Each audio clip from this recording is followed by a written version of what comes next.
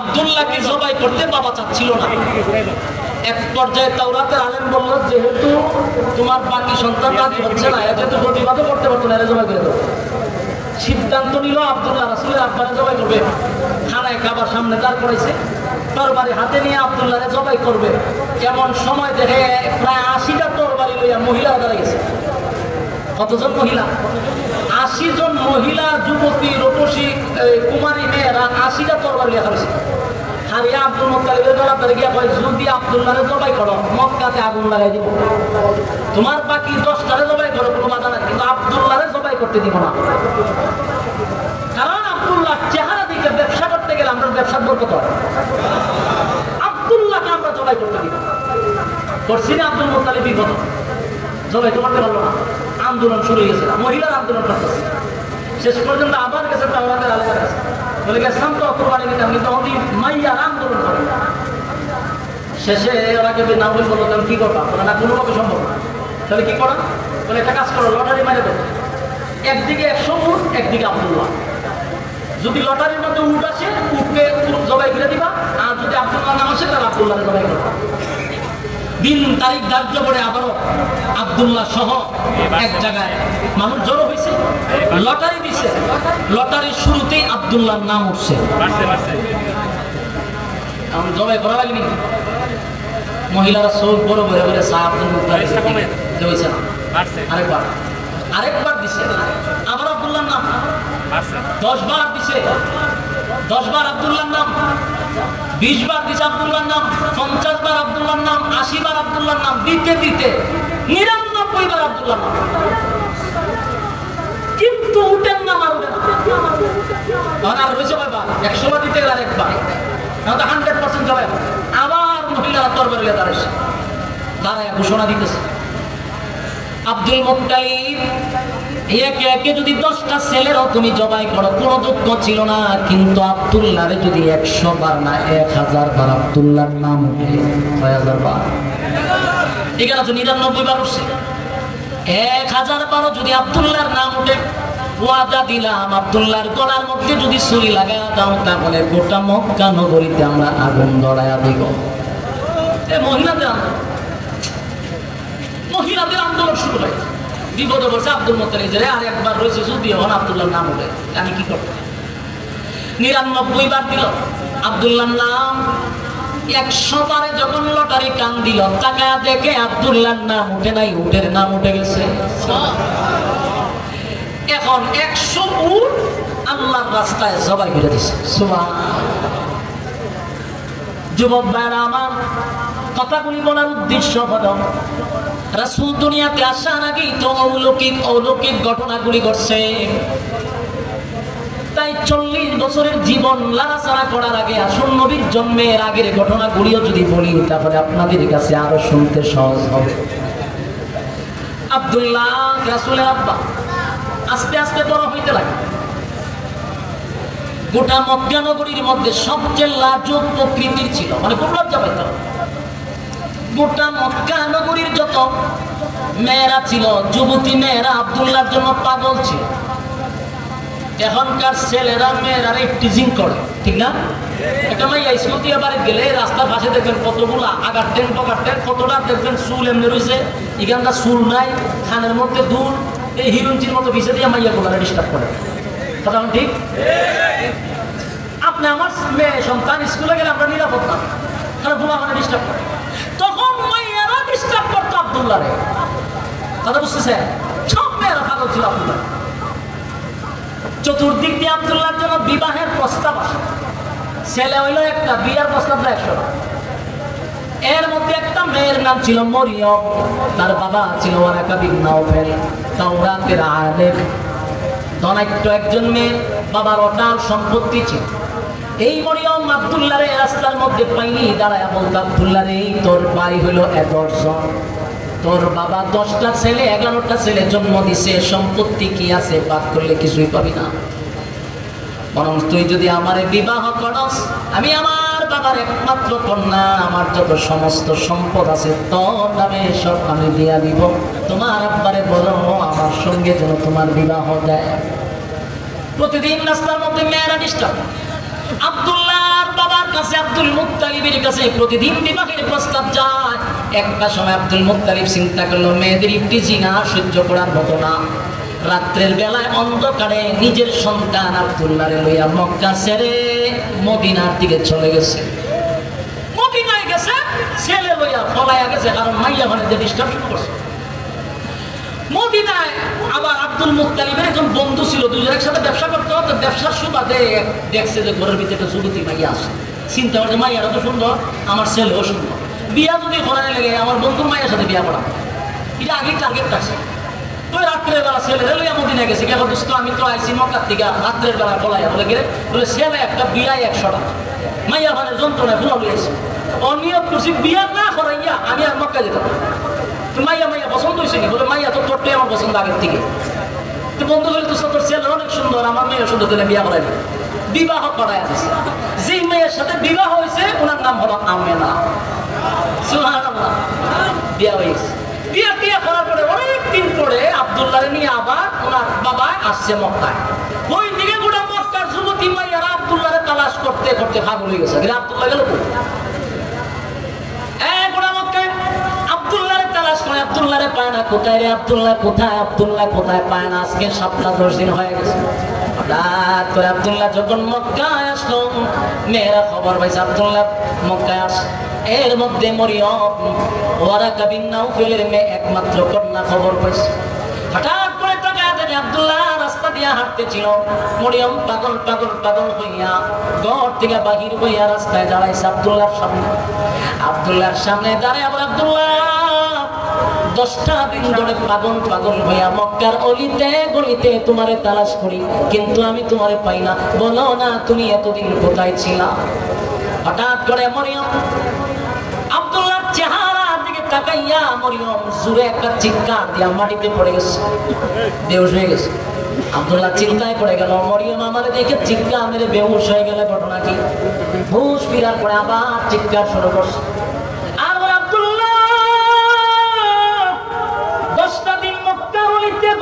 তোমারে তালাশ করলাম, আজকে তোমার চেহারার দিকে তাকাইয়া আমি বুঝতে পারছি আব্দুল্লাহ রে বল খানায় খাবার পছন্দ দিছে, আমার সঙ্গে লুকোচুরি করবি না। বল তুই কি বিবাহ করছ? বলে হ করছি। মেয়ের নাম কি আমেনা? বলে হ। মেয়ের বাড়ি কি মদিনায়? বলে মদিনা।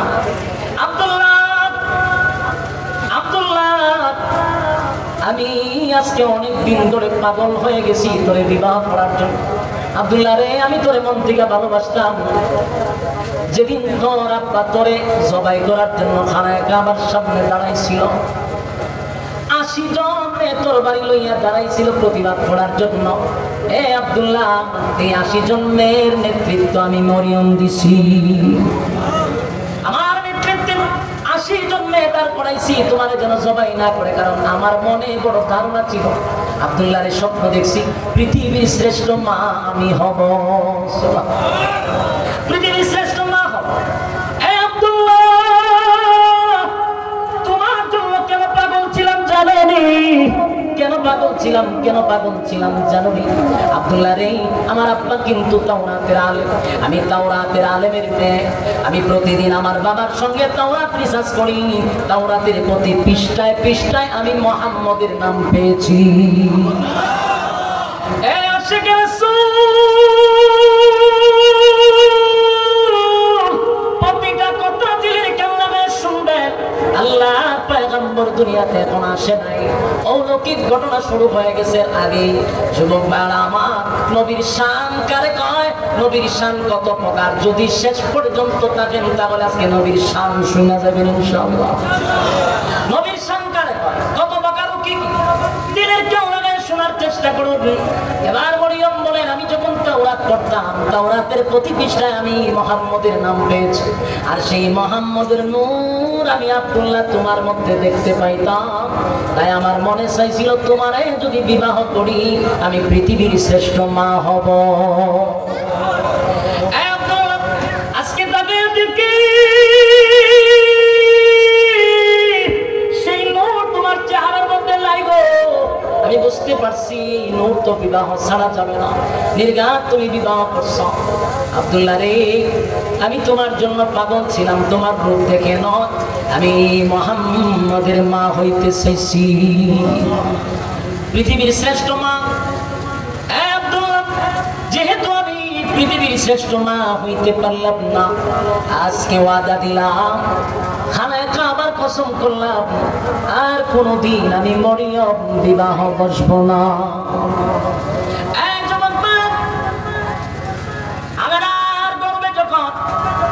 আমার নবী চলে আসলো, 6টা মাস হতে না হতে আব্দুল্লাহ দুনিয়ার থেকে বিদায় হয়ে গেল।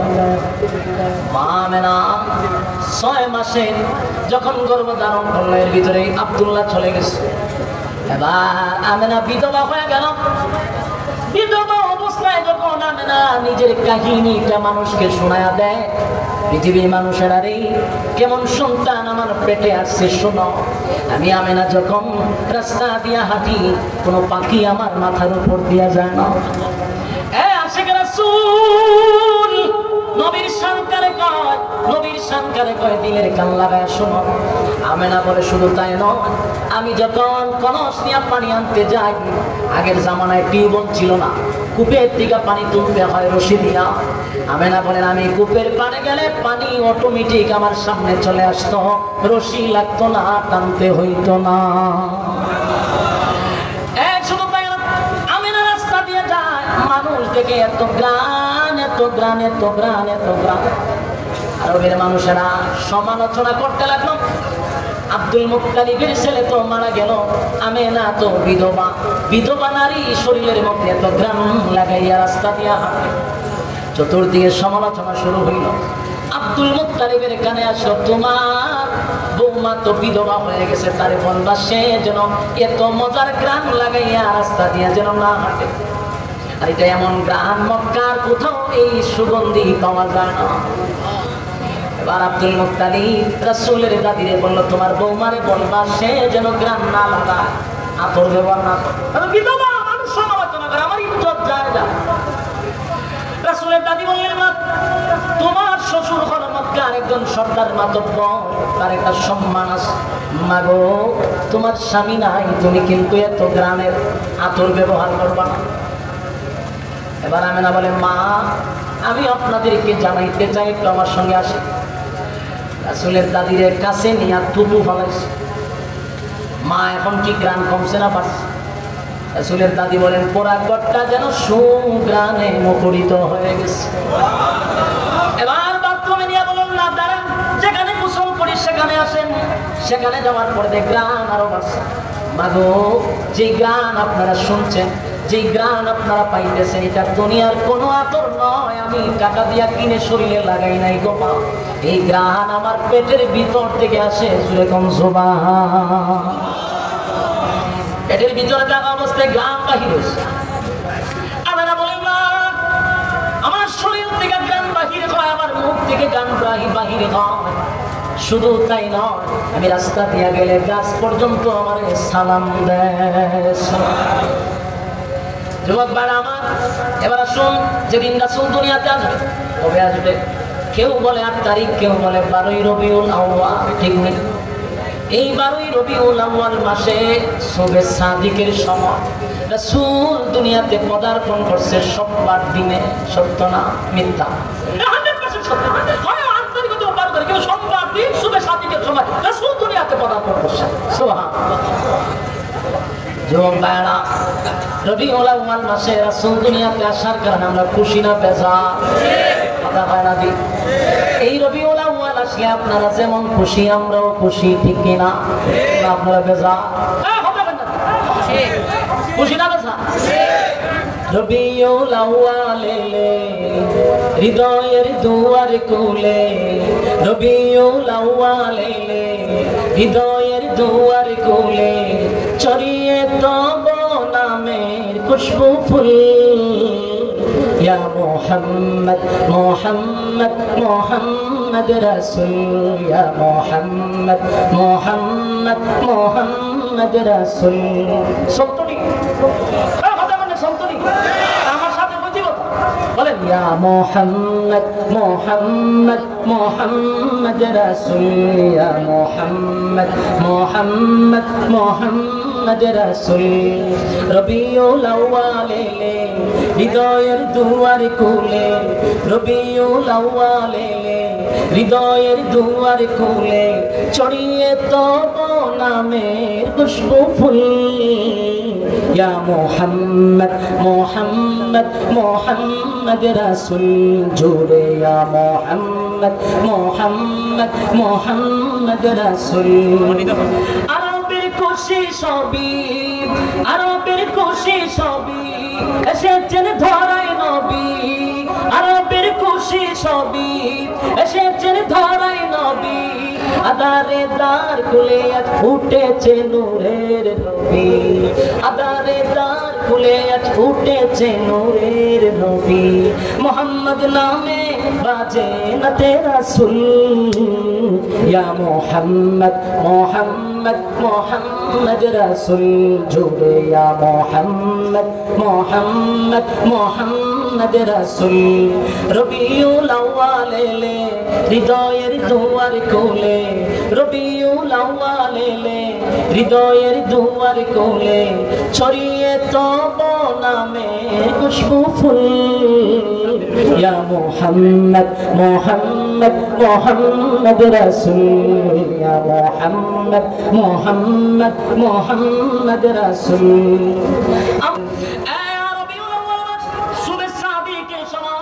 দুনিয়াতে রাসূল পদার্পণ করছে খুশি রে আমরা বড় খুশি আমরা বেজার না আনন্দিত আনন্দিত শুধু আমরা কেন আসমান আনন্দিত জমিনটাও আনন্দিত সূর্য চন্দ্র গ্রহ নক্ষত্র পাহাড় পর্বত সাগর নদী নালা খাল বিল কীট পতঙ্গ নবীর আগমনে সবাই তো আনন্দিত আল্লাহর নবী দুনিয়াতে আসার পরে আম্মা জান আমেনা বলে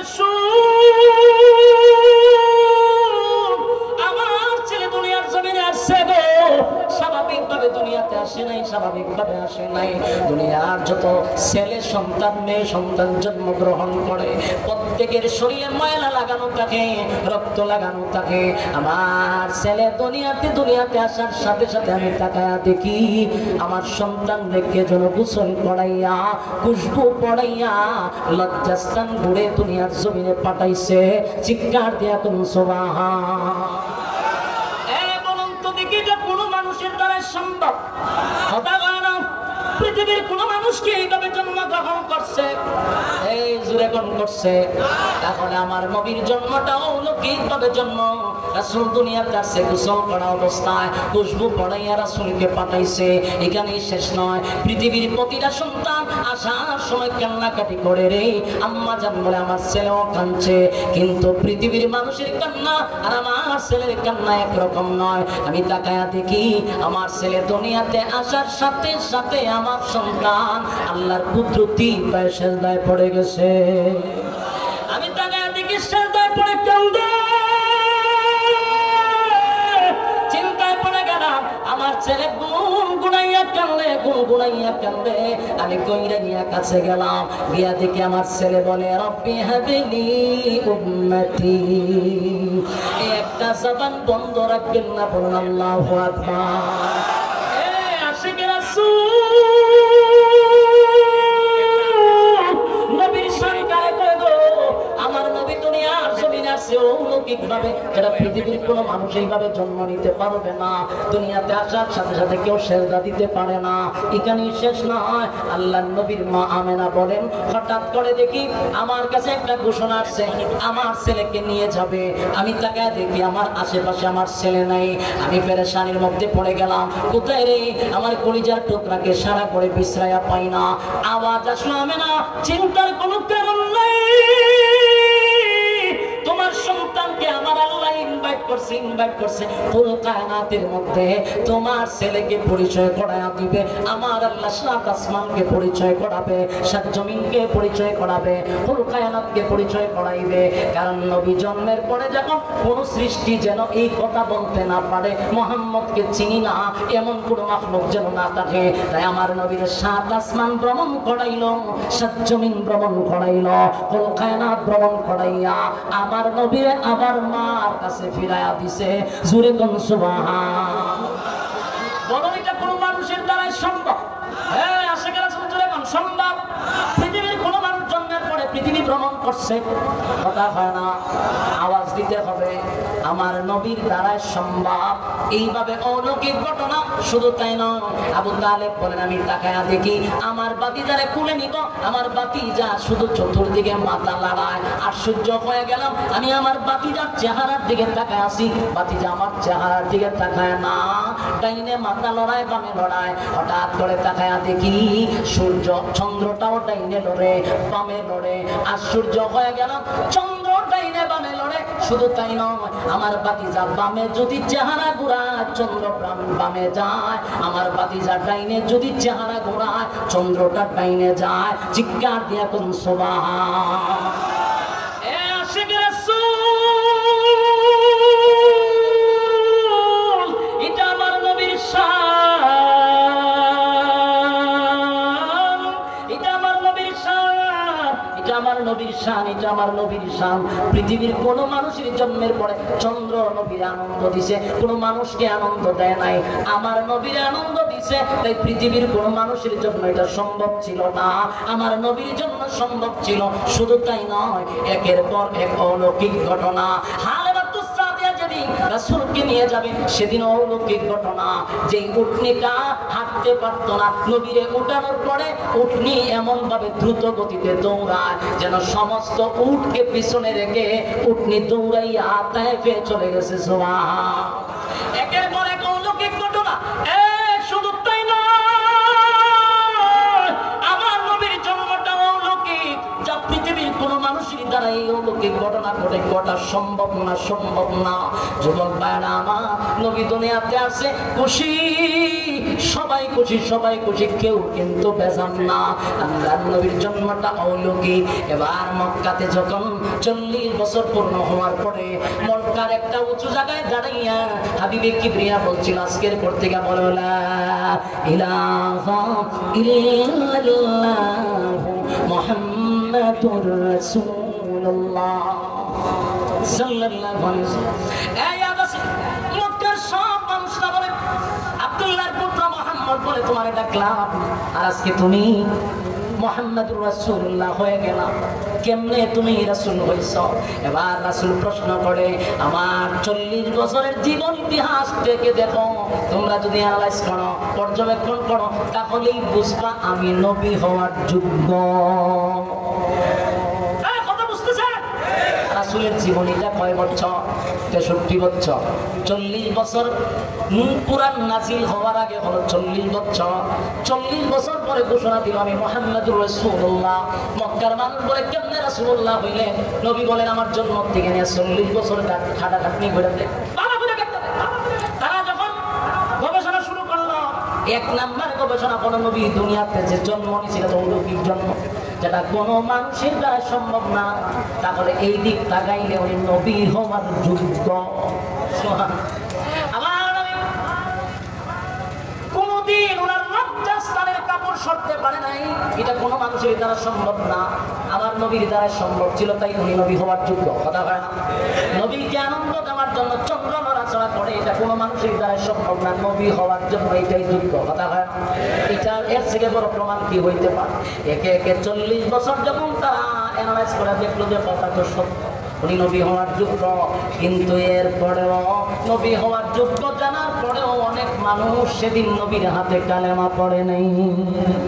কথা বল ঠিক? 40টা বছর আমার নবীর সবাই ভালোবাসে, উপাধি দিছে রে আল আমিন। কারণ 40 বছরে আদেশ নাই, নিষেধ নাই, সুদের বিরুদ্ধে বয়ান নাই, ঘুষের বিরুদ্ধে বয়ান নাই, পর্দা নাই, কোনো ওয়াজ নসিহত করে নাই, কেউ শত্রুও নাই। যেই মাত্র 40 বছর পূর্ণ হলো, আল্লাহর নবী বলেন লা ইলাহা ইল্লাল্লাহ, নেই কোনো মাবুদ আল্লাহ ছাড়া। আজকের পর থেকে গাছের পূজা, মাছের পূজা, জড়ার পূজা, লেংটার পূজা, এই সমস্ত ভণ্ডামি আজকের পর থেকে সব বাদ। এবার গোলামি চলবে কার? যেই মাত্র রাসূল বললেন আজকের থেকে আগুনের পূজা, সূর্যের পূজা, চন্দ্রের পূজা, পাথরের পূজা, ল্যাংটার পূজা, ঝড়ার পূজা, আইজনের পূজা, খাইতলের পূজা সব বাদ, গোলামি চলবে কার? সেদিন থেকেই তারা নবীর বিরুদ্ধে দাঁড়ায় গেছে। কথা এখন বুঝতেছে? স্বার্থে যখন আঘাত করছে তখন দাঁড়ায় গেছে রাসূলের বিরুদ্ধে। 40 বছর রাসূলের জীবন ইতিহাস যুগ ছিল, রাসূল 40 বছর, এটা ছিল নবী হওয়ার জন্য যোগ্য, যে এর সব প্রমাণ 40 বছরের ভিতরে রয়েছে। এই 40 বছর উম্মতের জন্য পালনীয় নয়। বুঝেন না কোনো কথা? 40 বছরের পুরো বিষয়টা কি কেউ পালন করতে পারবো? পালন করা সম্ভব? পালন যদি করতে পারবো তাহলে তুই রাসূলের মতো জন্ম ইয়া দেখা। রাসূলের জন্মের পরে সূর্য চন্দ্র লড়াচড়া করছে, তুই লড়াচড়া করে দেখা।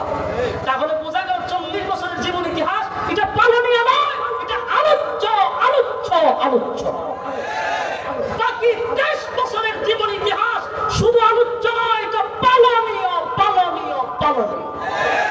আমাদের সমাজের মানুষগুলি কোনটা আলোচ্য কোনটা পালনীয় এখন পর্যন্ত এতটুকু বোঝার জ্ঞান নাই। এরা দেখবেন বুঝে কম, লাফায় বেশি। আমার 40 বছরের জীবন ইতিহাস লাফা, এটা তো রাসূল নবী হওয়ার যতগুলা মানে ইয়েগুলা দরকার, যতগুলা মানে সার্টিফিকেট দরকার, সবগুলো আমি 40 বছরের ভিতরে। নবী হয়েছে কেন? 40 বছর একটা থেকে আমি কেন নবী হয়েছে? কিন্তু 40 বছরের ভিতরে তো পালন করার কিছু নাই। যখন 40 বছরের পরে কোরআন আসছে, নামাজ এটা কি আলোচ্য না পালনীয়? ফরদা আলোচ্য না পালনীয়? তাহলে পালনীয় কোনটা আলোচ্য কোনটা এটা বুঝতে পারছেন? এই জন্য বেশিরভাগ মানুষ দেখবেন 23 বছরের জীবন ইতিহাস নিয়ে আর লাফায় কম। আর এখানে আলোচনা করতে গেলে পালন করতে হবে, নামাজ পড়তে হবে, রোজা রাখতে হবে, হজ করতে হবে, টাকা দিতে হবে, কষ্ট মানতে হবে, সুদ ছাড়তে হবে, ঘুষ ছাড়তে হবে।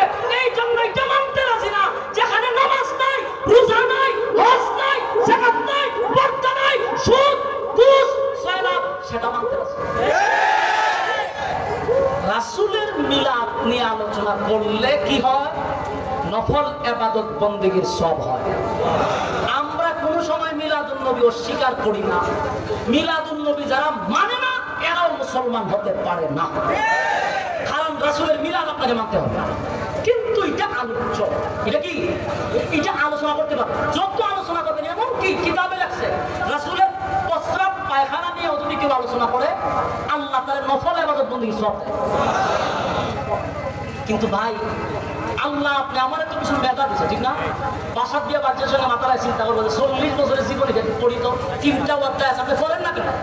আমার বাপ দাদার ইচ্ছা করেন, সেগুলোর কোনো এভিডেন্স নাই, কোনো অথেন্টিক কোনো ধরনের কোনো ডকুমেন্টস নাই। এটি সারা জীবন করতেছে আর ওয়াশ করতেছে। আপনি রাসূলের 3টা অধ্যায় নিয়ে পড়েন না কেন? 40 বছরের জীবন ইতিহাসে কোন বিষয়টা উম্মতের জন্য পালন করতে হবে একটা দেখা যাবে। আমার 14 গোষ্ঠী আপনার সাথে আসছে, কথা বলবেন? হ্যাঁ, আমি কোনোদিন মরার আগ পর্যন্ত সময় দিছি আপনার, কিন্তু আপনি এটা বোঝার চেষ্টা করেন 40 বছরের জীবন ইতিহাসটা আলোচনার বিষয়। যেমন আলোচনা কি রাসূল জন্ম কিভাবে গ্রহণ করছে আমরা আলোচনা করতে পারবো, রাসূলের 40 বছরে কি কি করছে আমরা আলোচনা করতে পারবো, কিন্তু পালন করুন কেন্দ্রে ভাই পুরানি নাজিল হয়েছে না।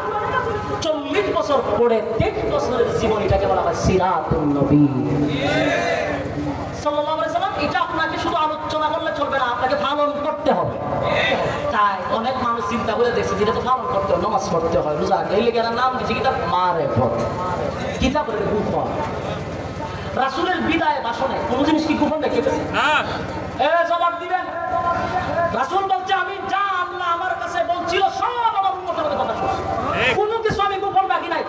তাহলে তুমি কয়টা আপনারা এলেম নাই? এর কেন না কয়টি মারেফতের এলেম আমরা নাই? রাসূল সব প্রকাশ করে গেল, তোর কাছে বুঝি আল্লাহ আলাদা ওহী নাযিল করছে? নাযিল করতে পারে, শয়তান আছে তো ইবলিস। এদেরকে যদি জিগায় নামাজ পড়তে গেলে হয় মারেফত ওলার নামাজ লাগে না, এটা আমরা সেই শরীয়তের কাছে শিখাই বসে মারিব শব্দ হলো বুফন। এদের আলাদা দরজা লাগায় ইচ্ছা মতো সাইজ করে ফোন যেন বুফনে মার দিছে কি হল যেত, খালি বুফন জায়গায় কেসন লাগবে। এখন ঠিক আজকের থেকে স্পষ্ট আমাদের আকীদা আমরা প্রকাশ করলাম। বলুন আমরা মিলাদুন নবী বিশ্বাস করি কিনা? আমরা মিলাদুন নবী বিশ্বাস করি, এটাও বিশ্বাস করি মিলাদুন নবী বিশ্বাস না বলে ইমান থাকবে না। কথা বল ঠিক? মিলাদুন নবী আলোচ্য, সিরাতুন নবী পালনীয়, কিন্তু মানতে হবে দুটোটাই। দুটোটাই বিশ্বাস করতে হবে, পালন করতে হবে, আলোচনা করতে হবে, ঠিক কিনা? সম্মানিত শুধু আমার রাসূলের শান বলি না আমরা, আমাদের ওয়াজে রাসূলের শান নাই তো গানের মধ্যে শান আছে? যদি জিজ্ঞাসা কি তারা গান গাছে গান গাই নেবে শান গাই চলে গেল গান গাই শান গাইতে রাসূলের জীবনী কি আলোচনা কর, সাধারণ মানুষ বুঝতে পারবে রাসূলের জন্ম বিস্তারিত আলোচনা করতে থাক, মানুষের দিল নরম হয়ে যাবে, ঠিক কিনা? শেষ কথাটুকু বলতেছি কারণ প্রচন্ড গরমে আপনারা বড় আগ্রহের সহিত বসে আছেন। আমার যে আরাম লাগতেছে বিষয়টা এমন না, আমার আরো বেশি কষ্ট, কিন্তু কথাটা শেষ করে দিই। নবী দুনিয়াতে আসার কারণে আমরা খুশি না? খুশি, আমরা খুশি, আনন্দিত। নবী যদি দুনিয়াতে না আসতো রে, এই পৃথিবী আমার আল্লাহ এত সুন্দর করতো না। আমার নবীর জন্য আমরা এত সুন্দর দুনিয়া পাইলাম। আমার নবীর সুপারিশ ছাড়া হাসরের মাঠে কেউ সুপারিশ করতে পারবে না, কথা হয় না? আল্লাহ একমাত্র হাসরের মাঠে আপনাকে সুপারিশকারী বানাইলাম। আমার নবী ছাড়া হাসরের মাঠে কেউ সুপারিশ করবে না। সেই নবীরে যদি কেউ অস্বীকার করে ইমাম থাকবো। তাই আমরা কলিজা দিয়া নবীরে ভালোবাসি। যদি তাই নয়, নবীর বিরুদ্ধে যদি কেউ কথা বলে, আমাদের আহলে হক উলামায়ে কেরাম সর্বপ্রথম রক্ত দেয়। বাস্তব না বাস্তব? ইতিহাস বলি না, ইতিহাস আমরা বললে চলতো না। 2013 সালে শাপলা চত্বরে কেন আলেমরা জমাইতে হয়েছি? ব্লগাররা যখন নবী বিরুদ্ধে কথা বলছে, নবীকে নিয়ে কুরুক্তি করছে, তখন আমাদের উলামায়ে কেরাম ঝাঁপিয়ে পড়ছিল। সেদিন আপনারা ভাই নেই, বুলাতে যখন নবীর বিরুদ্ধে কুরুক্তি হয়েছে, আমাদের উলামায়ে কেরাম আমার পরে 7 জন শহীদ হয়েছিল। নবীর মহব্বতে তারা জীবন দিছে। বাংলাদেশে অসংখ্যবার রাসূলকে নিয়ে কুটুক্তি করার পরে আমাদের উলামায়ে কেরাম জীবন দিছে, রক্ত দিছে। মহব্বত আমরা করি, রক্ত আমরা দিই। কথা বুঝতেছেন? বিভ্রান্ত ছড়াবে। এখন আসুন, নবী আসার কারণে আসমান খুশি, জমিন খুশি, সূর্য খুশি, চন্দ্র খুশি, সব খুশি। আমরা খুশি, আপনারা খুশি, ঠিক কিনা? নবী যে বিদায় হয়েছে, এই ব্যাপারে আপনার কষ্ট আছে? আমার কথা বলতে, হ্যাঁ, আপনাদের ভূমিকা হলো, আমাদেরও কথা হলো 12ই রবিউল আউয়াল মাসে রাসূল 12 তারিখ আসছে, ঠিক না? কিন্তু এদিকে অস্বীকার করতে পারবেন 12ই রবিউল আউয়াল সোমবার রাসূল দুনিয়া থেকে বিদায় হয়েছে? হ্যাঁ, অস্বীকার করতে পারবেন? এটা যদি আপনি স্বীকার করেন, বলে হ্যাঁ হুজুর 12 তারিখে রাসূল আইছে, রাসূল 12 তারিখ দুনিয়া থেকে গেছে, এটা যদি স্বীকার করেন, আমি আপনার কাছে প্রশ্ন করব, আসার আনন্দের চেয়ে যাওয়ার ব্যাখ্যাটা কি কম? বেশি। হ্যাঁ বেশি। সত্যিকারের আশেকের রাসূল যারা, এরা সেই দিনে কান্নাকাটি করার কথা। তাহলে বাদ দেন, আমরা বাদ দেন। এবার আসুন সাহাবায়ে কেরামরা কি করছে। সাহাবায়ে কেরাম যদি 12ই রবিউল আউয়াল সোমবার দিনে যদি আনন্দ মিছিল করে আমরা করব, আমাদের সমস্ত উলামায়ে কেরাম করবে, আপনাদের সঙ্গে আমরাও করব। সাহাবায়ে কেরামদের ইতিহাস আমরা পড়ে দেখি। হযরত ওমর যেদিন শুনছিল আমার রাসূল দুনিয়ার থেকে বিদায় হয়ে গেছে, হযরত ওমর তরবারিটা হাতে লইয়া এইভাবে ঘুরাইতেছিল আর বলতেছিল, মদিনার মানুষেরা রে, কেউ যদি আমার সামনে বলবি রাসূল দুনিয়ার থেকে বিদায় হয়েছে, তাহলে জেনে না এই তরবারি দিয়া তোদের ফয়সালা করব। পাগল পাগল হয়ে গেল হযরত ওমর, পাগলের মতো হইয়া চতুর্দিকে ঘুরাইতে লাগলো। নবী দুনিয়ার থেকে বিদায় হয়েছে, হযরত ওমর এটা মানতে পারে না। কেউ ভয়ে ওমরের সামনে যায় না রে। আল্লাহর নবীর একজন সাহাবী হযরত আবু বকর হযরত ওমরের কাছে কানে কানে গিয়া বলে, ইন্নাকা মাইতুন ওয়া ইন্নাকুম মাইতুন। হে ওমর, আল্লাহ তো বলছে আমার নবীও মরণশীল, মরতে হবে, দুনিয়া ত্যাগ করতে হবে, এটা নবীও। এবং আল্লাহ বলেন দুনিয়ার সমস্ত মাখলুক দুনিয়া থেকে বিদায় হতে হবে, মৃত্যুর স্বাদ সকলেই গ্রহণ করতে হবে। কথা বলেন ঠিক? তবে আমাদের ইয়াকিন হলো, আহলে সুন্নাত ওয়াল জামাতের আকীদা হলো, আমার নবী কবরে এখনো জিন্দা আছে। আমরা আমাদের নবীকে হায়াতুন নবী বলে স্বীকার করি, ঠিক কি না বলেন? নবী হায়াতুন, রওজা শরীফে নবী জিন্দা, সালাম দিলে নবী নিজ কানে শুনে, সুবহানাল্লাহ। এটা আমাদের আকীদা। কিন্তু দুনিয়া ছাড়তে হবে, কথা বলেন ঠিক? হযরত ওমর না আমার নবী বিদায় যেমন কথা বলা যাবে না। কিন্তু হযরত আবু বকর যখন কানে কানে আয়াতটা পড়ে শোনায়া দিল, হযরত ওমর তরবারিটা ফেলে মাটিতে লুটায়া পড়ে কান্দে বলে, হায় রে আমার নবী কি চলে গেছে। কান্নার রুল পড়ে গেল, গোটা মদিনায় কান্নার রুল পড়ে গেছে। নবী নাই,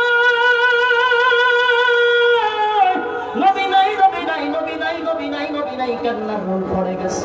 হায় রে সাহাবীদের কান্না, হযরত আবু বকর কান্দে, উমর কান্দে, ওসমান কান্দে, আলী কান্দে, সব সাহাবীরা কান্দলো কান্দলো কান্দলো।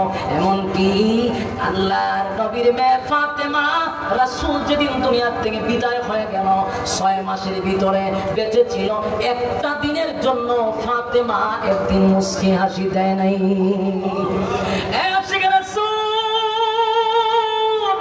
নবী দুনিয়া থেকে বিদায় হওয়ার পরে আবু বকর কাঁদতে কাঁদতে কলিজা পুড়ে গেছে, মুখ দিয়া দুর্গন্ধ আসতো, কলিজা পুড়ে গেছে, খালি চিৎকার দিয়া বলতো, হায় রে আমার নবী নাই, নবী নাই, নবী নাই। আবু বকর কাঁদতে কাঁদতে কলিজা পুড়ে গেছে, চোখ দিয়া দাগ পড়ে গেছে, চোখ দিয়া পানি আসে, রক্ত চলে আসে, এমন কান্নাটা কানলো। সাহাবীদের ইতিহাস দেখে কোথাও পাইলাম না। একটা দিনে তারা মিছিল মিটিং করতো, দিন শেষে তারা জিলাপি আর বিরিয়ানি খাই আনন্দ মিছিল করতো। কোন ইতিহাসে পাই নাই, পাইছি শুধু কান্নার রোল পড়ে গেছে, কান্নার রোল পড়ে গেছে। দুনিয়াতে যখন রাসূল বিদায় হয়ে গেল, রাসূলকে যখন রওজা শরীফে শোয়া দিল, এর কিছুদিন পরে নবীর একজন আশিক বেলাল, হাবশি বেলাল, হাবশি বেলাল কালো ছিল, চেহারাটা সুন্দর ছিল না, এমন কুচ্ছিত বেলাল। এখন নিম্ন শ্রেণীর একজন লোক ছিল, তার বাবাও ছিল গোলাম, সেও গোলাম। মানুষের কাছে তার মূল্যায়ন না থাকলেও আমার মালিকের কাছে বেলালের সম্মান অনেক বেশি। বেলাল বলে, মদিনার মানুষের আমি মদিনায় যখন আযান দিছি, আমার নবীর পিছনে আমি ইকামত দিয়া নামাজ পড়ছি, আমি মুয়াজ্জিন, আমার নবী ইমাম রে। আজকে আমার নবী দুনিয়া থেকে চলে গেছে, আমি যদি আযান দেই আর আমার নবীর চেহারাটা না দেখি, আমি বেলালের কলিজা পেটে জাগাতি শেষ হয়ে যাব। তাই আমার আর মদিনায় থাকতে ইচ্ছা নাই। মদিনার অলিতে গলিতে আমি যেদিকে তাকাই, আমি দেখি আমার নবী এই রাস্তা দিয়ে হাঁটছে গো, আমার নবী এই জায়গায় বসে আমাদেরকে বয়ান করছে, আমার নবী অমুক রাস্তা দিয়ে হাঁটছে, আমি এইগুলো আমার চোখের সামনে আসে, আমি আর বরদাস্ত করতে পারি না। নবীর বিরহ বেটায় বেলাল আর মদিনায় থাকতে পারলো না। মদিনায় থাকলো না কেন? কারণ বেলাল চিন্তা করলো, আমি ঘরে থাকলে নবীর স্মৃতি আমার সামনে বেশি আসবে। তাই বেলাল একদিন গাড়ি গোটা সব লইয়া মদিনা ছেড়ে সুদূর দামেস্কে চলে গেছে। এটা নবীর প্রতি মহব্বত আর মায়া, বেলাল মদিনায় থাকতে পারলো না, দামেস্কে চলে গেছে। রাসূলের ইতিহাস, সাহাবায়ে কেরামদের জীবনে পড়ে দেখছি, গোটা মদিনায় আল্লাহর রূল পড়ে যাইতো। মদিনায় বেলাল থাকলো না, চলে গেল। কিন্তু বেলালও বেশি দিন থাকতে পারলো না, 6 মাস হয়ে গেল। বেলাল স্বপ্নে দেখেন আমার নবী বেলালের কাছে আইসা বলে, বেলাল রে, ও বেলাল, 6টা মাস হয়ে গেল মদিনায় তুই আযান দিস না। বেলাল রে, একবারও কি মন চায় না আমার রওজার সামনে দাঁড়াইয়া তুই আমাদের সালাম দিবি? বেলাল, সব সাহাবীর সালাম পাই, আমার বেলালের সালাম আমি পাই না। বেলাল রে, কেমনে রে বেলাল তুই আমারে ভুইলা গেলি? এ বেলাল, আমি নবীর কথা কি তোর মনে পড়ে না? যেই মাত্রই স্বপ্ন বেলাল দেখছে, ঘুম থেকে জাগ্রত হইয়া বেলাল হাউ মাউ করে কান্না শুরু করে দিছে। আর একটা সেকেন্ড দেরি করে নাই বেলাল, একটা সেকেন্ড দেরি করলো না। আবার গাড়ি গুট্টা লইয়া মদিনার দিকে বেলাল রওনা দিছে রে, নবী আয়েশা বলতে সালাম দেওয়ার জন্য। তাই দামেস্কের থেকে মদিনার দিকে রওনা দিল। যেই মাত্র মদিনার দ্বার প্রান্তে ঢুকে গেছে, একজন সাহাবী বেলালকে দেখে দৌড়াইয়া মদিনার গলিতে গলিতে খবর ছড়াইয়া দিছে, তোমরা কারা গো? দেখো না বেলাল কিন্তু মদিনায় চলে আসছে, নিশ্চয়ই আমার নবীও চলে আসছে। পাগল হয়ে গেছে, মদিনার মানুষরা পাগল হয়ে গেছে। এবার মদিনায় এসে দৌড়াইয়া নবীর রওজার সামনে গিয়া, আসসালাতু ওয়াসসালামু আলাইকা ইয়া রাসূল আসসালামু আলাইকা ইয়া হাবিবাল্লাহ। নবীরে সালাম দেয়। বেলাল কইরা কান্নার বলে, নবী গো আমি বেলাল, আপনি নবীরে বলি নাই গো নবী, আমি কি আপনারে বইলা থাকতে পারি? নবীজি আপনি দুনিয়ায় থাকতে বলছিলেন আমার পায়ের আওয়াজ আপনি জান্নাতের মধ্যে পাইছেন, আমার আপনি মহব্বত করতেন। নবীজি আমি আপনারে বলি নাই, আমি আপনার বিরহ বেদনা সহ্য করতে পারি না গো নবী, আপনার মায়া আমি সহ্য করতে পারি না। যেদিকে তাকাই গো নবী শুধু আপনার স্মৃতি আমার চোখে ভাসে, তাই তো আমি দেশের ভিন্ন দেশে চলে গেছি। আবার নবীরে সালাম দেয়। সালাম দিয়া বেলাল চোখের পানি ছেড়ে দিয়া আবার দামেস্কের দিকে রওনা দেয়। মদিনার মানুষ বলে, বেলাল রে থামাও। ওই দেখ বেলাল আবার দামেস্কে চলে যায় গো। দৌড়াইয়া সবাই হাসাইন আর হুসাইনের কাছে গিয়া বলে, ও হাসাইন আর হুসাইন, আমরা কত বলছি বেলাল রে একটু দাঁড়ানোর জন্য, কিন্তু আমরা বেলালকে থামাইতে পারি নাই। তুমি হাসাইন আর হুসাইন নবীর রাতে হইয়া যদি বেলাল রে বলো তাহলে বেলাল দাঁড়াবে। সবার আবদার শুনিয়া হাসাইন আর হুসাইন দৌড়াইয়া বেলালের কাছে গিয়া দাঁড়াইছে। বেলাল রে বলে, বেলাল মদিনার মধ্যে 6টা মাস হয়ে গেল আপনি বেলালের আজান কিন্তু আমরা শুনতে পাই না। বেলাল আজান দেন আমরা শুনি। আমার নানা দুনিয়া থেকে বিদায় হওয়ার পর আপনি বেলালের আজান শুনি না, একটু আজান দেন। হযরত বেলাল তাকায়া দেখে যেইভাবে দুই ভাই দুইটা হাতে বেলালে ধরছে। হযরত বেলাল চিন্তা করল এই দুই সাহাবী সাধারণ কোন সাহাবী না, নবীজির কলিজার টুকরা সাহাবী, নবীজির কলিজার টুকরা নাতি। এই দুই নাতি যদি আমার নবীরে কোনো আবদার করছে রে, আমার নবী কোনদিন হাসাইন হুসাইনের আবদার ফেরত দেয় নাই। তাই বেলাল চোখের পানি ছেড়ে দিয়া বলে, হাসাইন আর হুসাইন তোমরা আমার আবদার করছো, আমি তোমাদের আবদার রাখবো, কিন্তু আমার মনে কষ্ট, আমি যদি আমার নবীরে মুহাম্মদুর রাসূলুল্লাহ বললে না পাই। বেলাল যখন আযান দিতে লাগলো, আশহাদু আন্না মুহাম্মাদুর রাসূলুল্লাহ বলল, এই পর্যন্ত আসার পরে হযরত বেলাল বেহুশ হইয়া জমিনে পড়ে গেছে।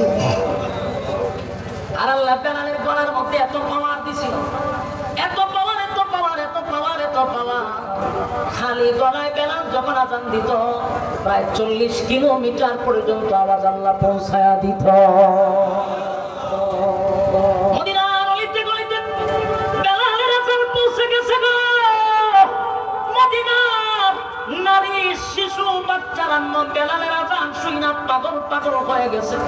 6 মাস করে বেলালের আযান শুনছে। মদিনার অলিতে গলিতে ঘোষণা শুরু হয়ে গেছে, মা সন্তানকে নিয়ে ঘর থেকে বাহির হয়ে গেছে। ছোট ছোট বাচ্চারা, মহিলারা, বৃদ্ধরা ঘর থেকে পাগল পাগল হইয়া বাহির হয়েছে। ওই টাকায় দেখো বেলালের আযান শোনা যায়। তার মানে বেলাল আসছে, আমার নবী আসছে রে, নির্ঘাত আমার নবী চলে আসছে। পাগল পাগল হইয়া সব দৌড়ে খানে কাবার দিকে যায় গো। নবী আসছে, নবী আসছে, নবী আসছে, নবী আসছে, পাগল হইয়া যায়। গিয়া দেখে বেলাল বেহুশ হইয়া জমিনে পড়ে আছে। বেলাল আশহাদু আন্না মুহাম্মাদুর রাসূলুল্লাহ বলতেই আমার নবীর দিকে তাকাইতো। আজকে তাকায়া দেখে নবী নাই। বেলাল বরদাস্ত করতে পারল না, কলিজা পেটে যায়, বেলাল বেহুশ হইয়া পড়ে গেছে। এই যুবক সাহাবীদের ইতিহাস পড়ে পাইছি, নবী দুনিয়া থেকে বিদায় হওয়ার পরে সাহাবীরা কাঁদলো, হযরত আবু বকর কাঁদলো। যতদিন আবু বকর বেঁচে ছিল নবীর বেটায় ব্যতীত হইয়া কলিজাটা যেন পুড়ে গেছে। হযরত ওমর কাঁদলো, আবু বকর কাঁদলো, আলী কাঁদলো, ওসমান কাঁদলো, বেলাল কাঁদলো। আর 1400 বছর পরে নবীর ওফাতুন নবীর দিনে কেমনে রে আনন্দ মিছিল করি, ফিকাদের মধ্যে বক্স লাগাইয়া ডিজের মতো নাচানাচি করি, এটাকে আমি আশিকে রাসূল বলতে পারি না। নবীর আশিকরা কোন করতে পারে না, নবীর আশিকের রাসূলরা সেই দিন কান্নাকাটি করতে পারে। এবার আসুন, নবী তার মিলাদুন নবী, আমাদের নবীর জন্ম রাসূল কেমনে পালন করতেন? রাসূলের জন্মের দিন সোমবার রাসূল রোজা রাখতেন, সাহাবায়ে কেরাম রোজা রাখতেন। তাহলে এই সোমবার দিন রাসূল নিয়মিত রোজা রাখতো। আমরা দেশের রাজা রোজা আছে কথা বলেন না, কয়জন রোজা রাখে? মিছিলের পরে তো খাওয়ান আছে। আমি আপনাদের আনন্দ মিছিলটাকে এখনো বলতেছি, এত বিরোধিতা না, কিন্তু আপনারা রোজা রাখা নবীর তরিকা অনুযায়ী জন্মদিবস পালন করে। আবার আমি অনেক ভিডিও ফুটেজ দেখছি কেকও খায়, কেক খাওয়া ইসলামের কোথাও আছে? আশিক রাসূলের পরিচয় না। সম্মানিত সুধী, আর এখন শুরু হয়েছে কি, ইদানিং দেশে মাজার নিয়ে শুরু হয়েছে বাংলা বাংলা। আমরা এইটাও বলি, মাজার বাঙ্গার পক্ষে আমরা না। কথা কি বুঝতেছেন? একদম ক্লিয়ার। বাংলাদেশে কোনো মাজার বাঙ্গা হোক, এটা আমরা চাই না। আমরা চাই মাজারের মধ্যে যারা ইয়াবার ব্যবসা করে, মাজারের মধ্যে যারা গাঞ্জার ব্যবসা করে, মাজারে যারা সিদ্ধির ব্যবসা করে, মাজারে যারা নারী পুরুষ একত্রিত হয়ে বেপরদায় নাচানাচি করে, এমন দুষ্ট লোককে পিঠের সামনে তুলে ফেলবেন বাইরে। পঞ্জাবি দূর করতে হবে।